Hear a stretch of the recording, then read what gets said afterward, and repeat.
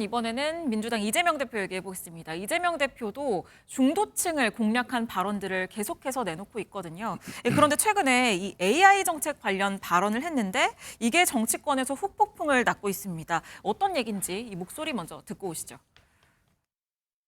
엔비디아 같은 회사가 하나 새로 생겼다. 그중에 국민의 지분이 30%다. 네. 그래서 그 70%는 민간이 가지고 네. 30%는 국민 모두가 나누면 굳이 세금에 막 그렇게 의존하지 않아도 되는 상황이 네네네. 오지 않을까요? 예. 개인이 특정 기업이 전부 독점하지 않고 우리 국민 모두가 상당 부분을 공유하는 그래서 그런 세상을 만들 수도 있겠다. 제가 꿈꾸는 기본 사회. 네, 논란이 된 건 이 발언입니다. 한국판 엔비디아 같은 기업이 생기면 30%는 국민에게 나눠주자. 이 발언을 두고 지금 국민의힘에서는 계획경제 모델이다, 사회주의냐 이렇게 비판을 쏟아내고 있는데요. 윤주진 위원님. 삼성 같은 기업을 좀 예를 들어보면요. 삼성은 누구의 기업입니까? 네. 삼성은 이미 국민의 기업이에요. 네. 왜? 주식을 사면 되거든요. 주식을 사면 주주가 됩니다. 근데 삼성을 주식을 사지 않는 사람도 있어요. 왜? 삼성이 잘 안 될 수도 있다고 생각하면 주식을 안 사는 겁니다. 엔비디아가 천년 만년 돈을 법니까? 네. 망할 수도 있습니다. 그러면 그 망한 책임은 누가 져야 됩니까? 그것도 국민이 져야 되는 건가요? 잘못된 판단이죠.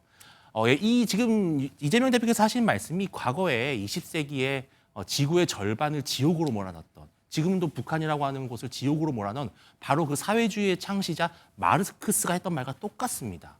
이 생산수단을 모든 국민이 같이 공유한다면 국가가 운영한다면 그 이익을 다 우리가 나눌 수 있을 텐데 그렇게 시도했던 사회주의 경제 모델이 어떻게 됐습니까? 처참한 실패와 독재로 끝났습니다. 네. 이재명 대표께서는 경제학의 기본을 아셔야 된다. 이런 모델은요, 엔비디아를 만드는 게 아니라 네. 있던 엔비디아도 떠나게 만드는 법입니다. 네, 민주당에서도 반박을 연일하고 있더라고요. 그러니까요, 어떻게 그 같은 것에 대해서 저렇게 다르게 해석을 할 수 있을까? 저는 아주 간단하고 생각합니다. 예를 들어서 아주 유망한 기업이 있어요. 그러면 우리 국가가 거기에 대해서 재정을 투입해가지고 지원할 수 있는 거 아니겠습니까? 그래서 그 기업이 그야말로 세계적인 기업으로 거듭나게 된다면 당연히 국가가 재정을 투입을 했기 때문에 그 지분이 있는 것이고 그 지분을 통해서 수익이 나게 된다면 그것이 국민들에게 훨씬 더 안정적으로 어떤 세금 절세라든지 여러 가지 형태로서 국민 경제에 도움이 될 거라고 생각을 하거든요. 네. 예를 든다면요. 100% 맞는 예는 아니지만 국민연금은요. 어쨌든 국민들의 돈으로 이루어지고 있는 거 아니겠습니까? 근데 이 국민연금이 지금 이미 국내외 기업에 투자를 하고 있습니다. 네. 국내외 채권에도 투자를 하고 있고요.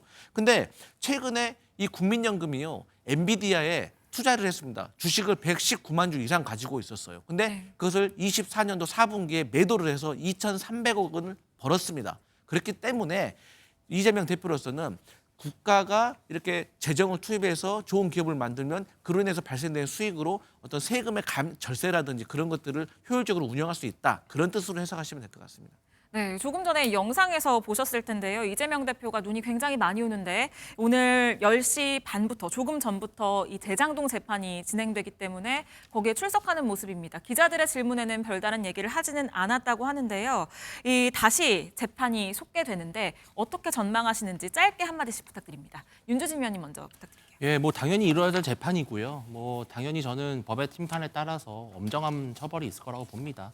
그동안 재판에 대한 고의적인 지연이나 회피 전략을 구사했지만 이제 더 이상 그런 것들이 통할 수 없도록 형사소송 규칙도 개정을 했고요. 저는 충분히 이제 엄벌이 채워질 것이라고 봅니다.